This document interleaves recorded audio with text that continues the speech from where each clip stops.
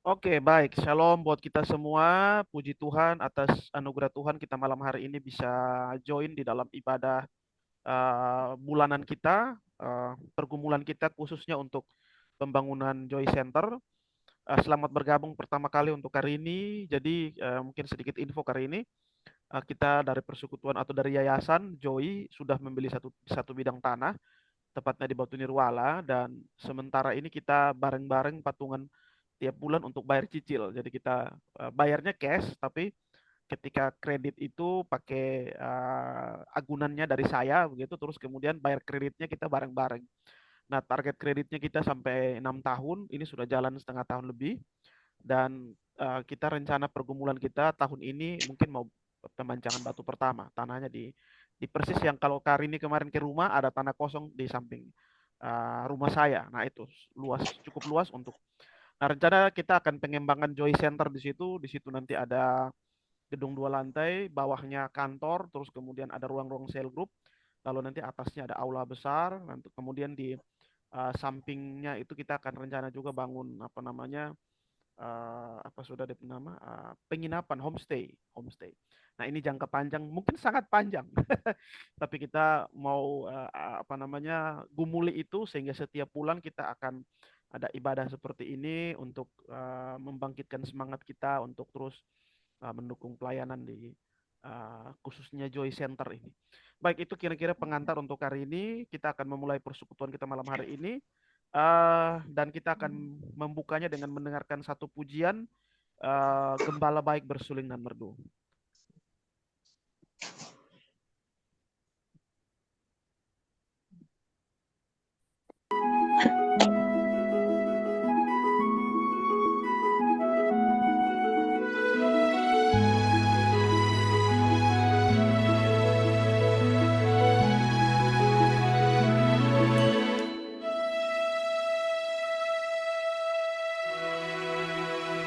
Gembala baik bersuling dan merdu, membimbing aku pada air tenang, dan membaringkan aku berteduh di padang rumput hijau berkenan.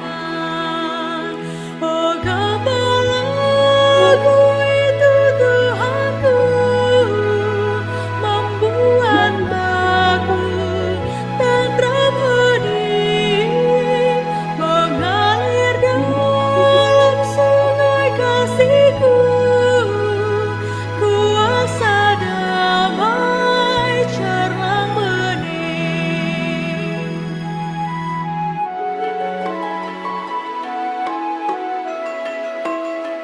Kepada domba haus dan lesu, gembala baik memberikan air segar.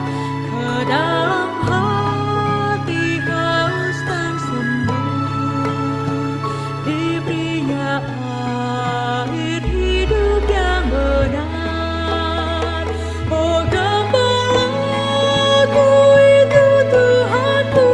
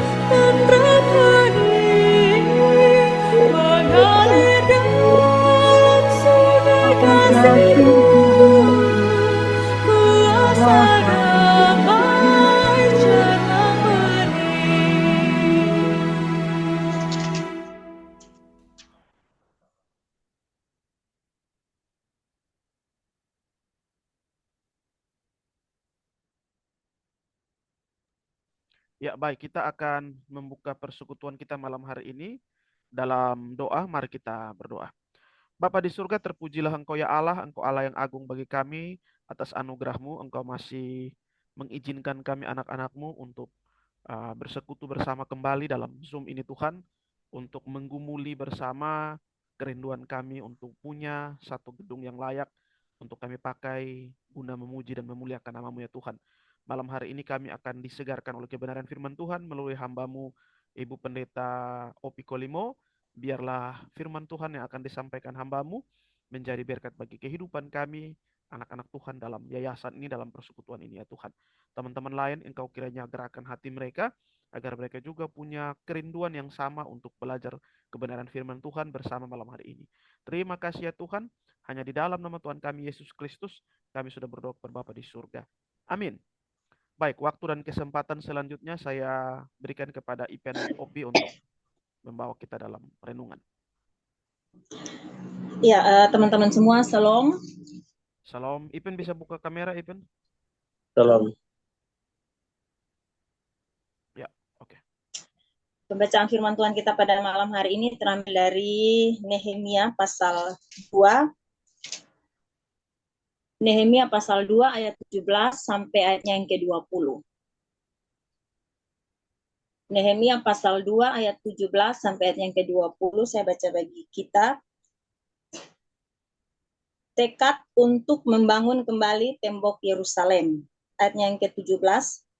Berkatalah aku kepada mereka, kamu lihat kemalangan yang kita alami, yakni Yerusalem telah menjadi reruntuhan dan pintu-pintu gerbangnya telah terbakar. Kita bangun kembali tembok Yerusalem supaya kita tidak lagi dicela. Ketika ku beritahukan kepada mereka betapa murahnya tangan Allahku yang melindungi aku dan juga apa yang dikatakan raja kepadaku, berkatalah mereka, kami siap untuk membangun. Dan dengan sekuat tenaga mereka mulai melakukan pekerjaan yang baik itu. Ketika Sanbalat orang Horon dan Tobia orang Amon pelayan itu dan Gesem orang Arab mendengar itu, mereka mengolok-olokkan dan menghina kami. Kata mereka, apa yang kamu lakukan itu? Apa kamu mau berontak terhadap raja? Aku menjawab mereka, kataku, Allah semesta langit, dialah yang membuat kami berhasil. Kami hamba-hambanya telah siap untuk membangun. Tetapi kamu tak punya bagian atau hak dan tidak akan diingat di Yerusalem. Demikianlah pembacaan firman Tuhan bagi kita semua. Sekali lagi, shalom teman-teman semua. Kita di bawah tema renungan yang sudah kita tahu bersama, yaitu kami siap untuk membangun. Ini pertama kali saya bergabung menjadi pembicara di Joy setelah lama sekali tidak bertemu dengan semua Joyers yang ada. Puji Tuhan, kita kembali ada dalam ibadah ini, kita bersama-sama berdoa dan kita doakan komitmen untuk pembangunan Joy Center. Nah, teman-teman yang diberkati Tuhan, kisah yang saya pilih dari Nehemia. Kenapa saya pilih ini? Karena saya merasa bahwa kita punya pergumulan hampir sama dengan Nehemia. Kita baru akan membangun Joy Center. Kalau Nehemia, dia akan membangun kembali tembok Yerusalem yang sudah rubuh, sudah hancur akibat serangan dari bangsa Babel. Intinya proyek kita sama, yaitu tentang pembangunan. Nah, teman-teman yang diberkati, Nehemia harus meninggalkan beberapa hal untuk dia kembali ke Yerusalem. Karena yang pertama pada saat itu dia harus meninggalkan pekerjaannya. Pekerjaannya sebagai juru minum Raja Persia, tentu itu pekerjaan yang baik, yang bagus. Kalau juru minum raja, otomatis dia pasti dekat dengan raja, orang kepercayaan Raja Persia. Berarti dia juga harus meninggalkan istana yang bagus dan dia harus kembali pulang ke dia punya kampung di Yerusalem. Itu dua hal yang paling tidak Nehemia harus tinggalkan. Selain itu, Nehemia harus menempuh perjalanan yang cukup jauh. Kalau para ahli Alkitab bilang, yang saya baca, jarak dari Persia ke Yerusalem itu perjalanan 3 atau sampai 4 bulan. Supaya Nehemia bisa sampai kembali ke kampung halamannya. Jadi benar-benar Nehemia memiliki tekad yang bulat. Pokoknya dia harus kembali membangun kampung halamannya yang rusak akibat serangan bangsa Babel. Puji Tuhan bahwa Nehemia mendapat berbagai kemudahan-kemudahan. Setelah Raja Persia mengizinkan dia kembali, kemudian dia juga memohon kepada Raja Persia untuk menyiapkan surat-surat yang harus dia bawa karena dia akan melewati beberapa daerah, beberapa kota supaya perjalanannya tidak dihalangi. Dan dia juga mendapat bantuan kayu-kayu untuk membangun tembok Yerusalem. Itu kita bisa baca pada pasal-pasal sebelumnya, ayat-ayat sebelumnya. Nah, teman-teman, saudara-saudari, para Joyers, sesampainya di Yerusalem, itu setelah sudah sampai di punya kampung, Nehemia selama 3 hari itu dia melakukan seperti sebuah penelitian. Mungkin dia jalan-jalan keliling di dia punya sekitaran Yerusalem untuk melihat seberapa hancur, seberapa parah tembok atau pintu gerbang dari kota Yerusalem yang ada. Jadi setelah dia melihat survei lokasi, ternyata memang betul-betul hancur berantakan. Nah, kalau kita baca pada ayat-ayat sebelumnya, ayat 11 sampai ke bawah, itu kita akan menemukan bahwa Nehemia melakukan survei itu pada malam hari. Entah kenapa, tetapi yang kalau kita baca kita dapat bahwa Nehemia ternyata tidak mau memberitahukan rencananya ini kepada banyak orang. Hanya beberapa orang saja yang dia pilih untuk dia membagikan rencananya. Jadi tidak semua orang. Hanya beberapa orang saja yang Nehemia pilih untuk bersama-sama dengan dia. Yang Nehemia ungkapkan bersama-sama dengan orang yang dia ajak untuk melihat keadaan tembok Yerusalem adalah yang pertama, ada kemalangan. Itu perasaannya sendiri. Pasti sebagai anak kampung, ya, orang yang mencintai kampung halamannya pada saat itu, dia merasa ada suatu kemalangan yang besar. Ada kehancuran yang besar-besar di lubuk hatinya saat melihat hancurnya tembok Yerusalem. Sebab tembok itu fungsinya adalah untuk melindungi orang-orang Israel. Tetapi justru hal yang mereka anggap untuk melindungi mereka itu ternyata hancur, ternyata rusak. Jadi dia merasa malang. Sehingga bisa saja kemalangan itu membuat bangsa Yerusalem yang ada pada saat itu dihina oleh bangsa-bangsa lain. Sehingga Nehemia bilang kita bisa dicela. Dan ini mendatangkan suatu celah bagi kita. Jadi artinya percaya diri mereka hilang, harga diri mereka hilang, mereka malu. Itu perasaan pertama dari Nehemia. Yang kedua, setelah perasaan yang malang itu justru tidak membuat Nehemia larut di dalam kesedihan. Tetapi ada satu tindak lanjut, ada gebrakan yang Nehemia lakukan. Ia tidak lama-lama, tetapi ia langsung mengajak orang-orang yang dia pilih untuk bersama-sama dengan dia. Mari kita bangun tembok Yerusalem. Memang hal pertama yang Nehemia mau bilang adalah mari kita bangun fisik tembok Yerusalem ini. Tetapi lebihnya adalah mari kita bangun kembali mental kita. Rasa percaya diri kita. Supaya kita tidak lagi dicela. Jadi itu gebrakan pertama yang Nehemia buat. Mengajak mereka untuk mari kita bangun kembali tembok Yerusalem. Supaya bangsa-bangsa yang mencela kita itu melihat bahwa oh ternyata kita bisa memperbaiki yang ada.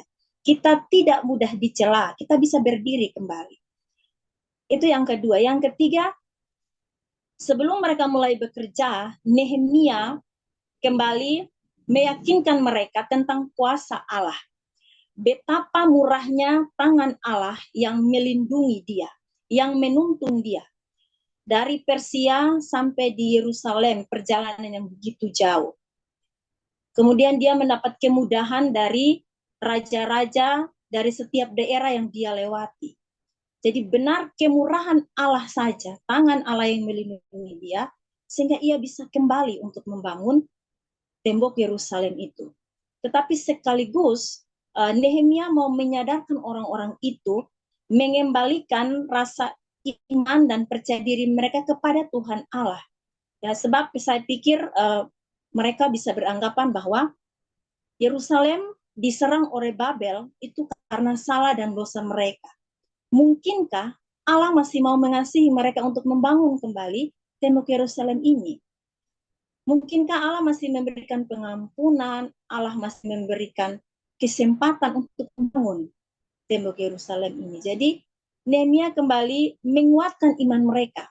Kalau Allah yang murah hati ini bisa menyertai dari Persia sampai di Yerusalem untuk kegiatan ini, untuk pembangunan ini, maka Allah jugalah yang akan menyertai pembangunan kembali tembok Yerusalem ini. Jadi Nehemia punya suatu ya usaha lah bisa dibilang untuk kembali membangun iman dan rasa percaya diri orang-orang yang akan dia ajak kerjasama.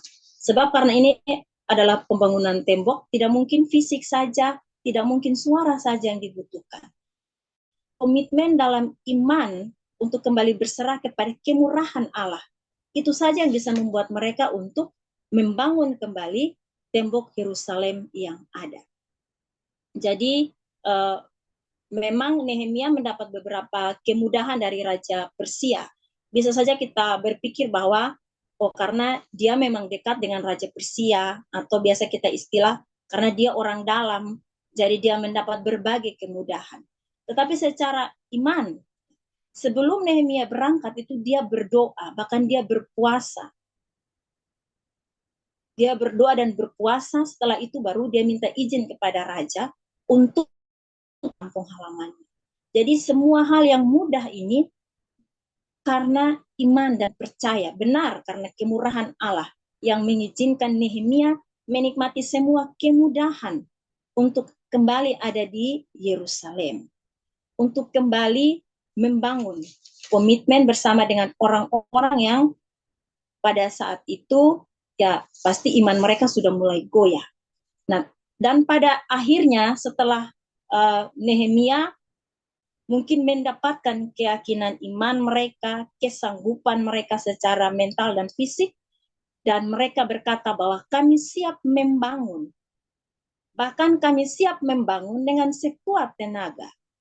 Pengakuan ini lahir karena mereka sadar tentang Allah yang bermurah hati, yang akan mengampuni mereka, memampukan mereka, dan menguatkan mereka untuk pekerjaan ini. Sebab pekerjaan tembok Yerusalem tentu bukan suatu hal yang mudah. Tetapi karena kemurahan Allah dan kesiapan mereka. Nah, saudara-saudari sekalian, para joyers yang diberkati Tuhan, demikianlah Nehemia melihat dan mengalami betapa Allah sungguh mengabulkan doanya. Benar Allah mengabulkan doanya, dan Nehemia tidak saja berdoa, tetapi dia pun melakukan apa yang dia doakan. Nah, itu sesuatu kelebihan dari Nehemia. Dia tidak saja berdoa, tapi dia melakukan apa yang dia doakan. Teman-teman sekalian, kita malam hari ini disegarkan kembali oleh semangat Nehemia, oleh komitmen Nehemia.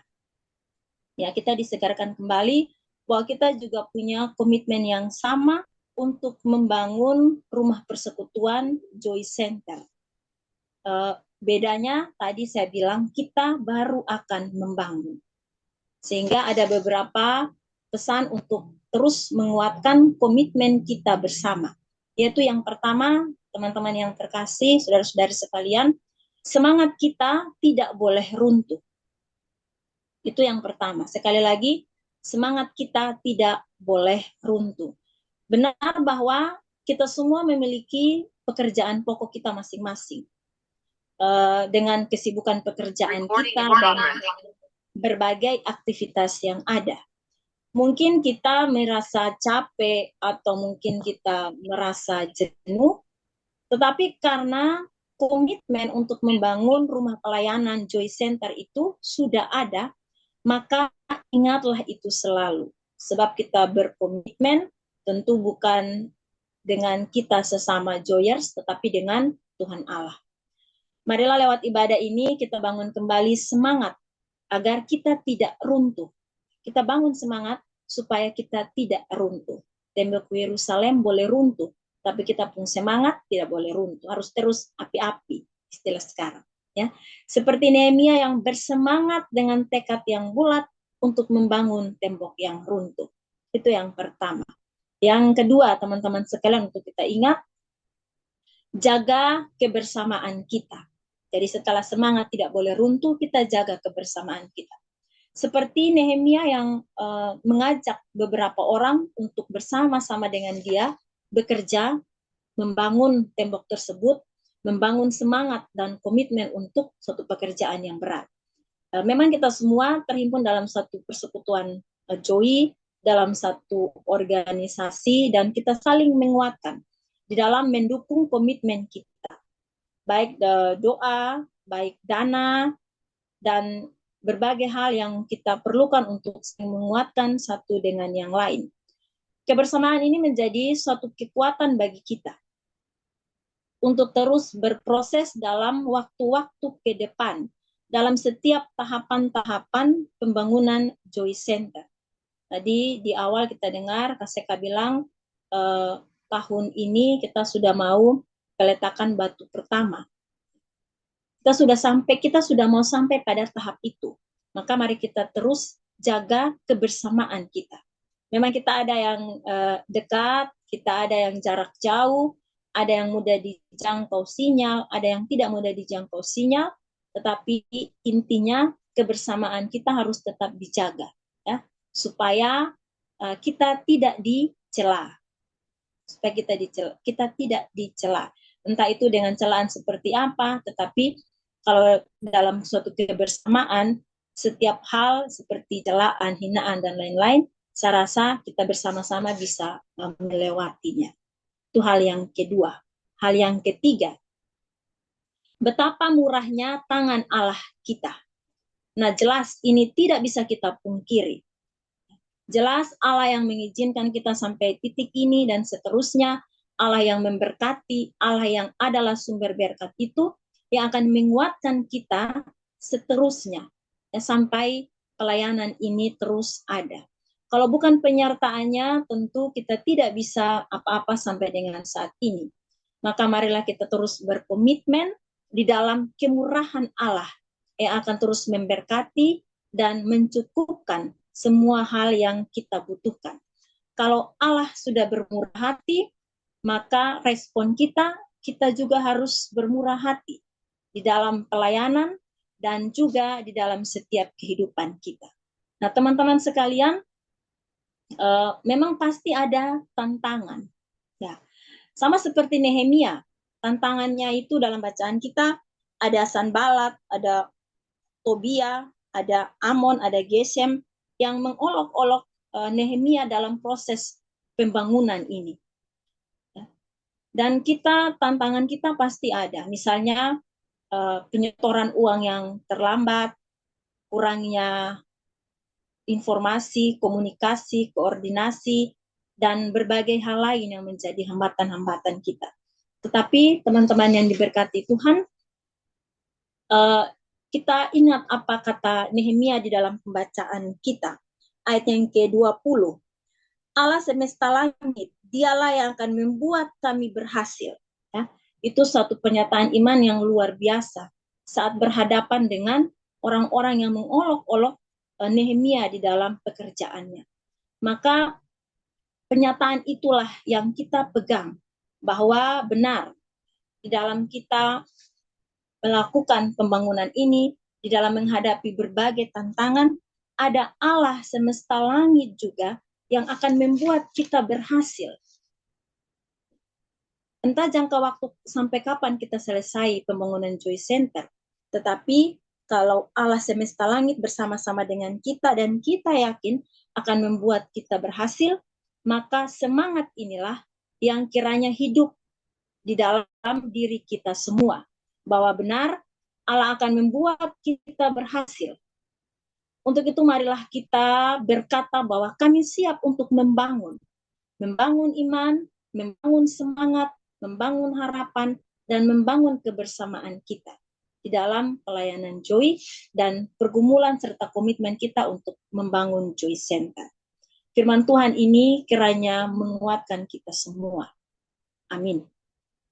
Ya, silakan Ipen, mungkin bisa doa tutup firman, lalu kemudian nanti kita doa syafaat.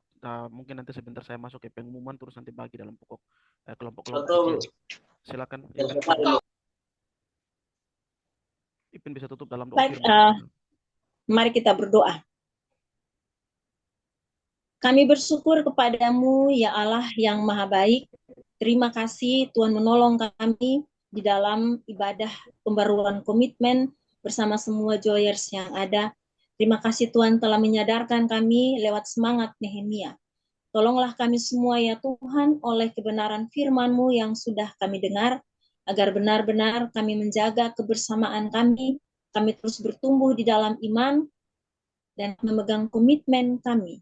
Adapun banyak tantangan ke depan, kami percaya bahwa Allah semesta langit akan membuat kami berhasil.